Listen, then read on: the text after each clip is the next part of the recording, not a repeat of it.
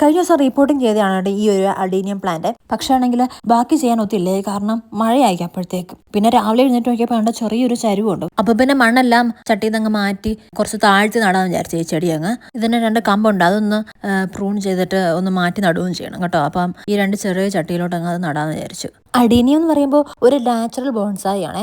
നമ്മൾ സാധാരണ ബോൺസായി ഉണ്ടാക്കുമ്പോൾ ഭയങ്കര ഇങ്ങനെ കമ്പിയൊക്കെ ചുറ്റി ഭയങ്കര ടഫായല്ലേ ഉണ്ടാക്കാൻ. അപ്പം ഞാനും വിചാരിച്ചോണ്ടിരുന്നത് ഇതുപോലെ തന്നെ ആയിരിക്കും ഉണ്ടാക്കുന്നതെന്നേ. പിന്നെ കഴിഞ്ഞിടയ്ക്ക് എനിക്ക് മനസ്സിലായത് ഇത് നാച്ചുറലായിട്ട് തന്നെ ബോൺസായി ആയിട്ട് തന്നെ വളരുന്നതെന്ന്. പപ്പയാണെങ്കിൽ ഇതുപോലെ ഒരുപാട് വീഡിയോസ് കണ്ടിട്ട് ആലൊക്കെ ഇങ്ങനെ ബോൺസായി ആക്കുമായിരുന്നേ. എന്ന് വെച്ചാൽ കമ്പിയൊക്കെ ചുറ്റി വളച്ച് ഇങ്ങനെ ഷേപ്പിൽ ആക്കിയെടുക്കും. അത് ഭയങ്കര ടഫാണെന്ന് എനിക്ക് തോന്നുന്നത്. വീഡിയോസൊക്കെ ഒരുപാട് കാണുമായിരുന്നല്ലോ. എനിക്ക് ഒരുപാട് സജഷൻസ് വരുമായിരുന്നു ഇങ്ങനെ ഇൻസ്റ്റഗ്രാമിലും. എന്നുവെച്ചാൽ ആല് മാത്രമല്ല, ഈ ജെയ്ഡ് പ്ലാന്റ് ഉണ്ടല്ലോ, അത് വെച്ച് ഇതുപോലെ ബോൺസായി ആക്കി എടുക്കാം. നല്ല രസമാണ് കാണാൻ.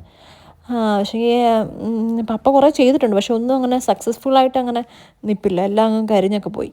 ഇന്നിപ്പോൾ ഇതിൻ്റെ അകത്ത് ഞാൻ പ്രത്യേകിച്ച് വളമൊന്നും ചേർക്കുന്നില്ല കേട്ടോ. ജസ്റ്റ് ഈ എൻഡിലെല്ലാം കുറച്ച് സാഫ് തേച്ചങ്ങ് വെക്കുന്നേ ഉള്ളൂ.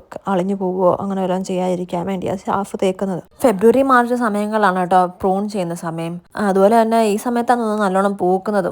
മഴയില്ലാത്ത സമയത്ത് അടീന് നന്നായിട്ട് പൂത്ത് നിൽക്കുന്നത്. മഴയുള്ള സമയത്ത് അടീനും അങ്ങനെ പൂക്കാറില്ല കേട്ടോ. ചൂടത്ത് നന്നായിട്ട് പെട്ടെന്ന് പൂക്കൾ വന്നുകൊണ്ടേയിരിക്കും കേട്ടോ.